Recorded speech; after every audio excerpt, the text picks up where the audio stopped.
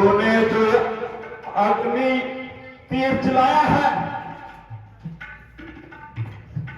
ये तब तक जब तक कि मेरे नाभि में स्थित अमृत कुल का अमृत नहीं सुखाएगा, मेरे मृत्यु नहीं हो सकती।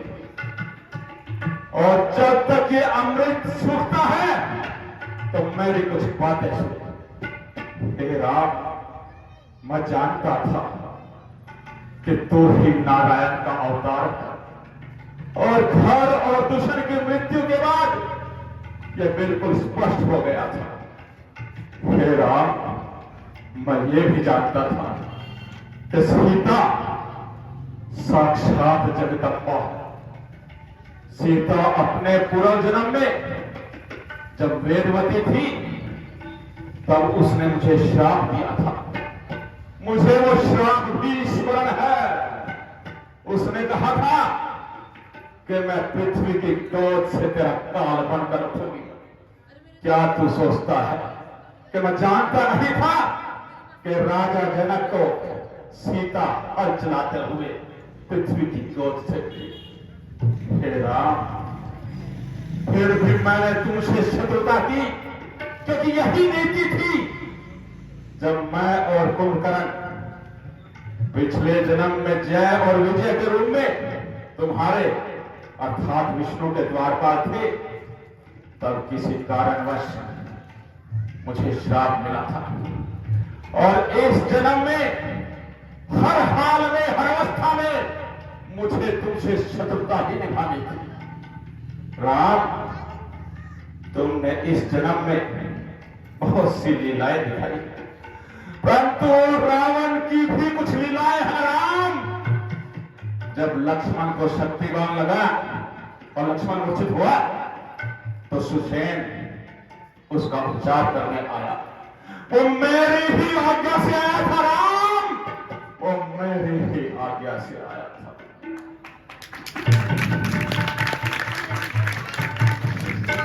सीता लंका में उतनी ही पवित्र है जितनी वो तब थी जब वो तुम्हारे साथ थी। हे राम, जो ये विभीषण तुम्हारे पास खड़ा है, विभीषण का तुम्हारे साथ होना ये रावण की लीला है। राम, ये रावण की लीला है। और फिर ये युद्ध तो संस्कृतियों का टकराव भी तो है। तुम्हारे पूर्वजों से मेरी शुरू से शत्रुता थी। तुम्हारे पूर्वजों ने एक संस्कृति चलाई, यक्ष संस्कृति। उन्होंने अपने आप को आर्य कहना शुरू किया, और जो लोग उनसे तालमेल नहीं रखते थे उनको उन्होंने अनार्य कहा। अनार्य एक नकारात्मक शब्द है। राम, और रावण कभी नकारात्मकता को स्वीकार नहीं करता। इसलिए मैंने अपनी संस्कृति बनाई, रक्ष संस्कृति। रक्ष अर्थात रक्षा करना। मेरे यहां मैंने किसी के साथ भेदभाव नहीं किया, हरेक की रक्षा की। तूने राम अपने जीवन में एक आदर्श प्रस्तुत किया। जब तूने शबरी के झूठे बेर खाए तो तूने समाज को एक संदेश दिया कि समाज में कोई ऊंच नहीं है, कोई नीच नहीं है। समाज में कोई बड़ा नहीं है, कोई छोटा नहीं है। कोई भी जन्म से किसी भी प्रकार से किसी के साथ भेदभाव नहीं होना चाहिए। यही तो मैंने किया। राम, मेरे राज्य में यक्ष, गंधर्व, दानव, देव, किन्नर और न जाने कितने वर्ग बड़े समानता से रहते हैं और एक दूसरे के साथ समानता का व्यवहार करते हैं। हे राम, ये विभीषण तुझे बताएगा।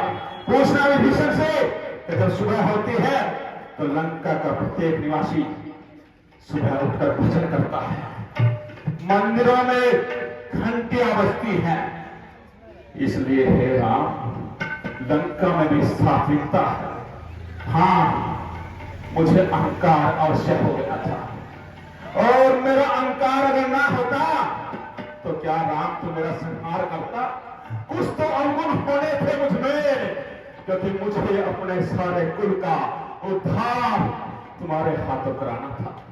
इसलिए हे राम, आने वाले समय में समाज मुझे अहंकारी के रूप में स्मरण करे, मुझे स्वीकार है, परंतु दुराचारी के रूप में स्मरण करे ये मुझे स्वीकार नहीं, क्योंकि देवताओं में भी बहुत से दुराचारी हुए। राम, अब मेरा अंतिम समय आ गया, मुझे मुक्ति दो, मुझे अपने शरण में लो राम, मुझे अपने शरण में लो राम।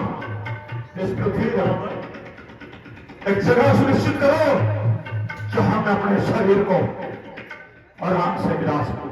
मुझे सहारा दो राम, मुझे सहारा दो राम, मुझे अपने शरण में लो राम, मुझे अपने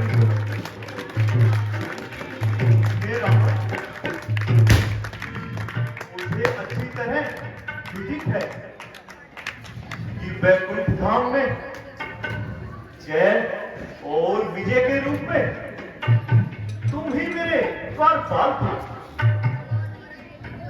और यह जो भी कुछ हो रहा है यह नीति के साथ ही हो रहा है। इस बात को तुम अच्छी तरह जानते हो रावण। हे रावण, तुम्हारे उद्धार हेतु और तुम्हारे ही उस पूर्व जन्म के आग्रह पर मैंने मृत्यु लोक में जन्म लिया, और तुम्हारे ही उद्धार के लिए मैंने तुम्हारा संहार किया।